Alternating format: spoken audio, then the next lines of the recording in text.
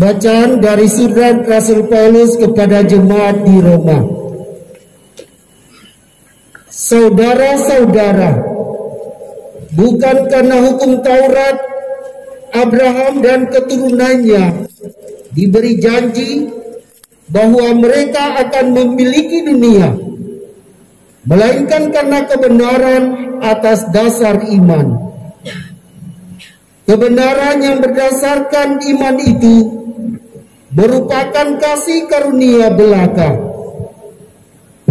Maka janji kepada Abraham itu berlaku bagi semua keturunannya, bukan hanya bagi mereka yang hidup dari hukum Taurat, melainkan juga bagi mereka yang hidup dari iman Abraham.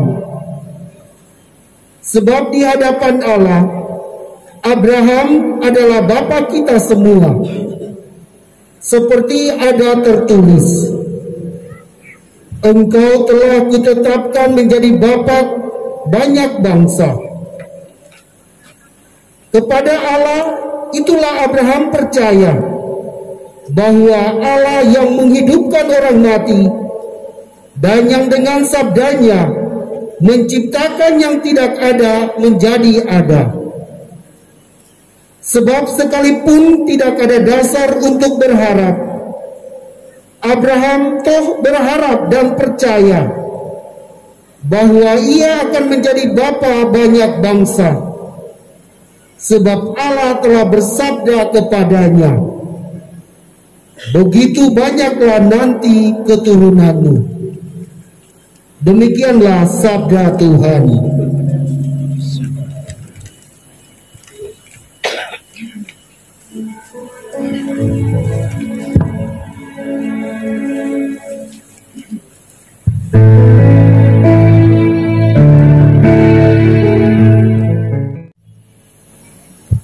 Mari kita Kita berdiri untuk mendengarkan dan menghormati Injil.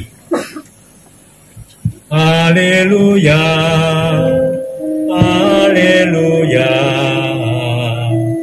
haleluya.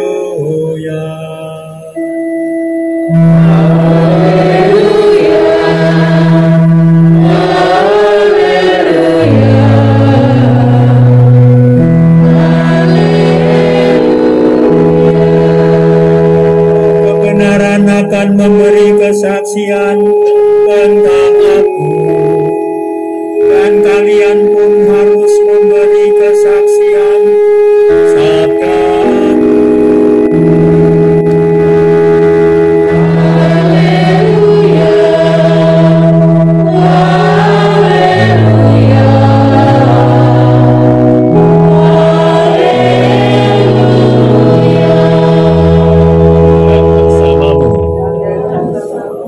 Inilah Injil suci Yesus Kristus menurut Santo Lukas.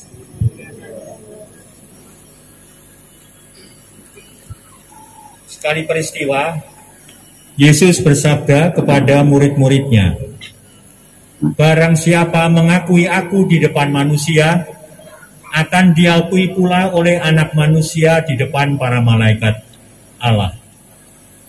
Tetapi barang siapa menyangkal aku di depan manusia, dia akan disangkal pula di depan para malaikat Allah. Setiap orang yang mengatakan sesuatu melawan Anak Manusia, ia akan diampuni. Tetapi barang siapa menghujat Roh Kudus, tidak akan diampuni.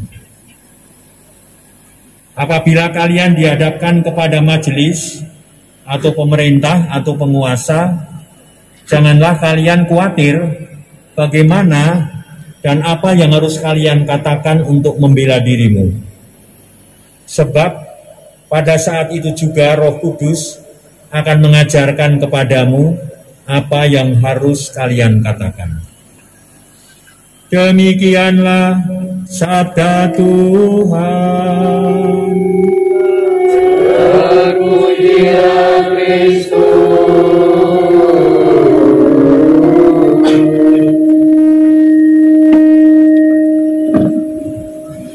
Saudara dan saudari sekalian yang terkasih,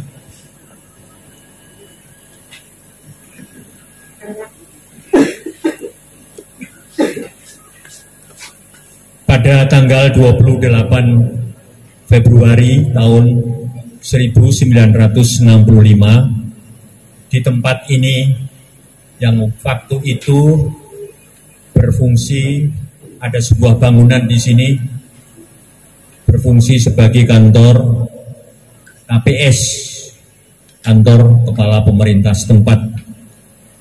28 Februari 65, jadi sudah 56 tahun yang lalu, sudah cukup lama, terjadi sebuah peristiwa yang menyedihkan untuk kita semua. Karena di tempat ini yang waktu itu masih ada sebuah kantor KPS, Bapak Pastor kita yang menjabat sebagai Ketua Yayasan Persekolahan Katolik Keuskupan, Pastor Jan Smith, ditembak oleh Bapak KPS waktu itu.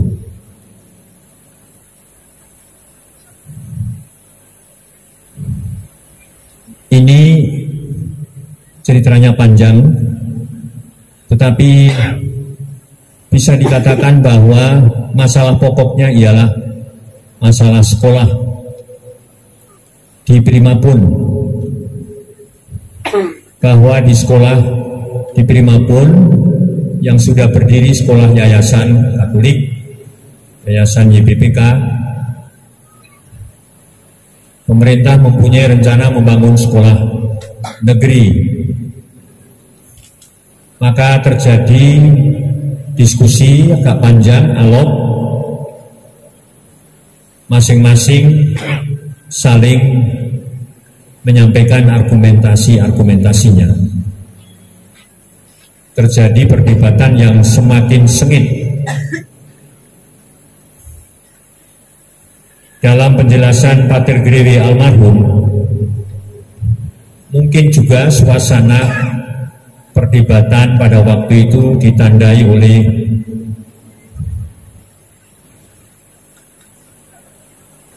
ketidaksenangan dari pemerintah setempat terhadap orang Belanda, karena 65 itu tidak jauh dari 63, dan tahun 1963 kita tahu dalam sejarah itu istilahnya itu pembebasan Irian Barat dari penjajahan Belanda, yang pada waktu itu masih ada diberi batas waktu sampai tahun 69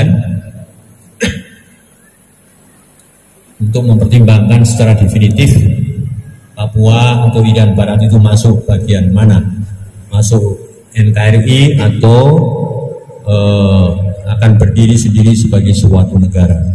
Itu tahun 69 yang disebut PPRA 63 sampai 69. 63 dan 65 ini kan beda tidak banyak, maka suasana ketegangan, sentimen terhadap orang asing mungkin juga masih mewarnai pada waktu itu. Nah, dalam suasana seperti itu, maka emosi-emosi itu muncul, entah itu dari pihak APS-nya, mungkin juga dari pihak Paterja Smith, kita tidak tahu semua. Tapi terjadi konflik dan perdebatan yang sengit, dan akhirnya Bapak KPS meminta agar supaya Pater Jan Smith meninggalkan Asmat ini, kembali ke tanah airnya.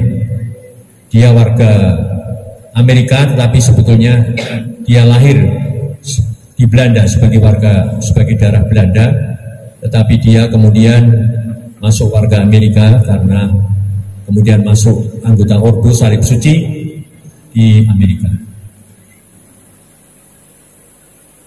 Tetapi pada waktu dia diminta untuk meninggalkan tanah Asmat itu, dia mengatakan tidak, saya ingin tinggal tetap di sini. Nah, kata-kata itu diabadikan di sini ya, kalau tidak salah. Oh, di sini. Oh. Saya ingin tetap tinggal di sini. Jadi diberi waktu 3 kali pertanyaan dan 3 kali jawaban, tapi jawabannya tetap sama. Tidak mau pulang, saya tetap mau tinggal di sini. Maka setelah ultimatum yang ketiga, tanya untuk pertanyaan yang ketiga kali dan jawabannya sama, di depan Bapak KPS dia berlutut dan kemudian ditembak sampai beberapa kali dan mati di tempat. Banyak orang masih ada saksi hidup yang cerita orang-orang tua bagaimana saat itu di Agatsini.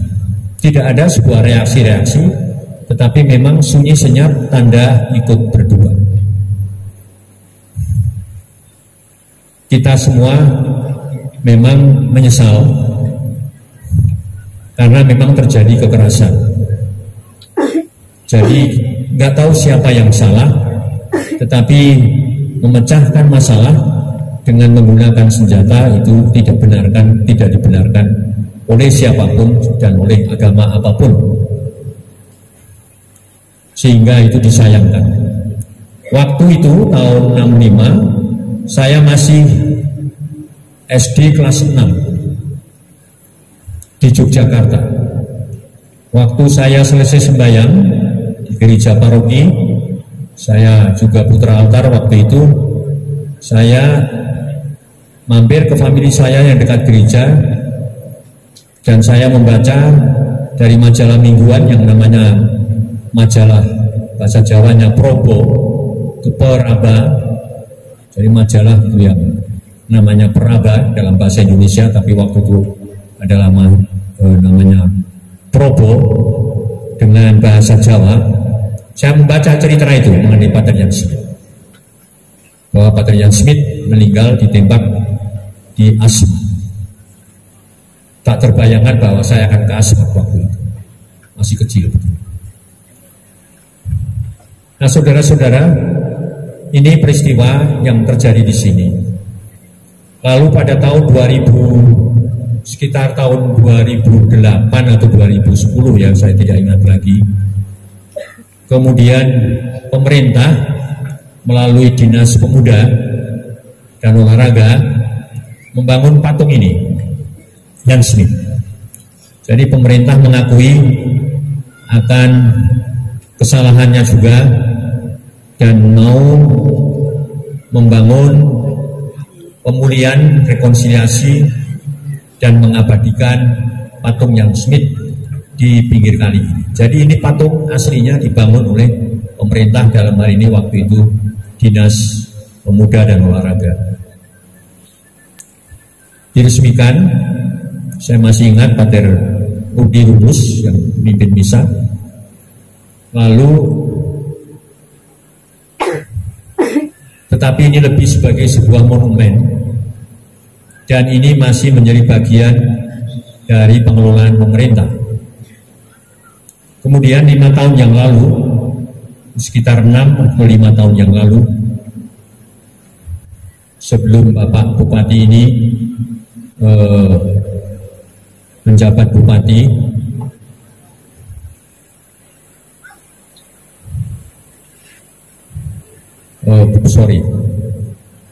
sekitar 2 tahun yang lalu,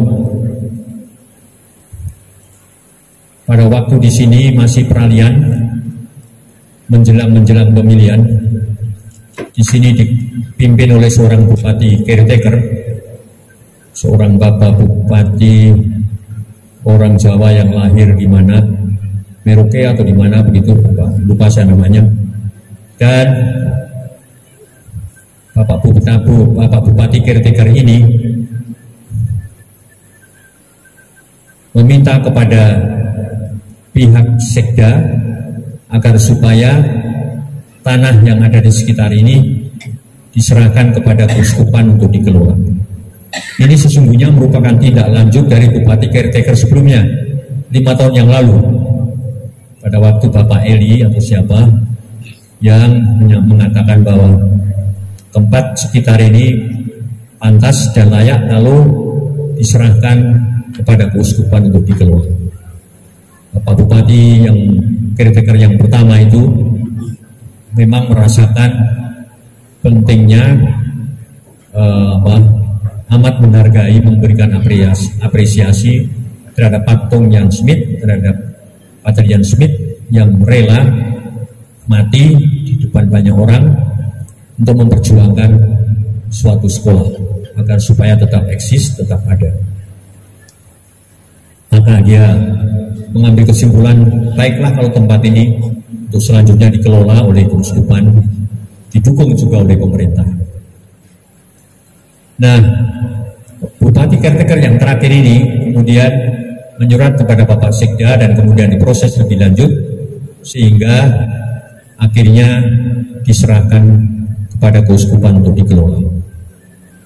Jadi tanah ini menjadi tanah keuskupan, Anda tinggali untuk dikelola. Dengan maksud ialah meningkatkan yang tadi saya sebut, kesalehan umat.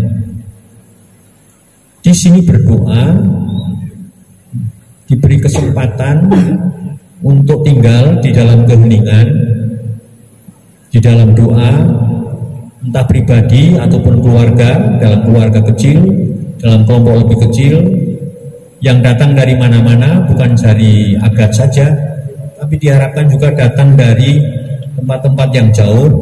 Nanti harus disosialisasikan tempat ini, supaya datang berdoa di hadapan Tuhan Yesus, di hadapan Allah Bapa, di hadapan Allah Roh Kudus, Allah Tritunggal Maha Kudus, dengan bantuan Pater Ian Smith yang telah memberikan contoh dan teladan bagi kita semua bagaimana hidup ini dihayati.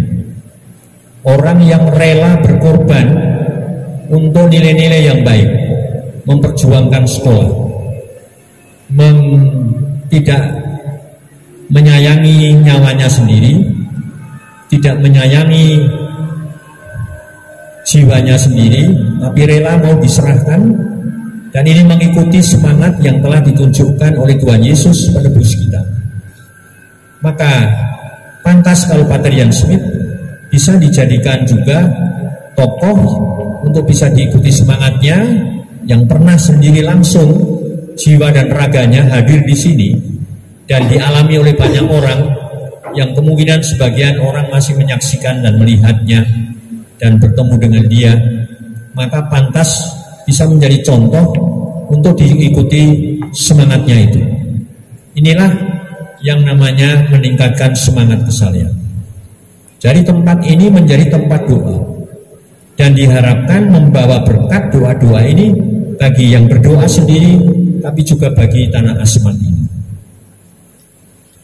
Itulah saudara-saudara manfaat dari tempat ziarah ini. Kita bersyukur dan berterima kasih Pater Ian Smith telah memberikan contoh bagi kita semua. Dalam semangat bacaan yang pertama, Abraham itu dibenarkan bukan karena jasa-jasanya sendiri, tetapi dibenarkan karena imannya. Pater Ian Smith juga dibenarkan bukan karena jasa-jasanya, tetapi semangat imannya yang begitu besar sampai menyerahkan dirinya kepada Allah. Itu yang luar biasa. Dalam kesulitan apapun, dia menjadi orang yang tidak takut. Tadi di dalam Injil juga, kalau kamu dihadapkan kepada mahkamah, kalau kamu dihadapkan kepada penguasa, kalau kamu dihadapkan kepada pemerintah yang sewenang-wenang, jangan takut. Jangan takut akan apa yang harus kamu katakan. Dan itulah yang persis terjadi pada Pater Ian Smith. Dia dihadapkan dengan ultimatum, dengan ancaman-ancaman, tapi dia tidak gentar. Dia tetap setia. Apa yang diyakini sebagai sebuah kebenaran, tetap itu dibela mati-matian. Ya, itu sudah sebagai sebuah pendirian pada waktu itu. Dan contoh seperti itu patut kita tiru. Hidup seperti itu patut kita tiru di dalam hidup kita. Dalam hidup kita sehari-hari, kita itu sering takut apa saja, takut siapa saja, ketakutan yang tidak beralasan.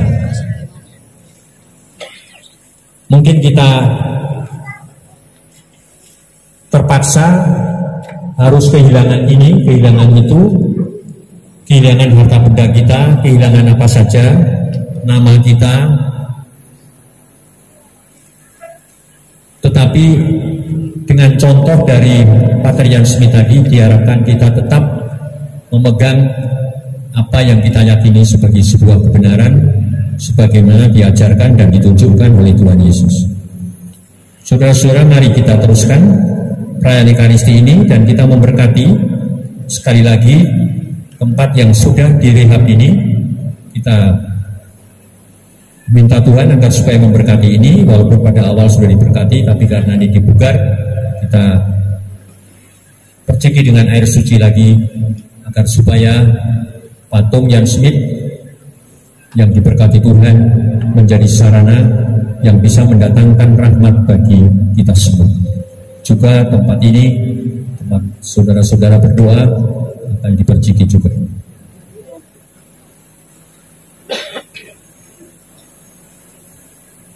Ya Tuhan, mohon berkat-Mu atas air ini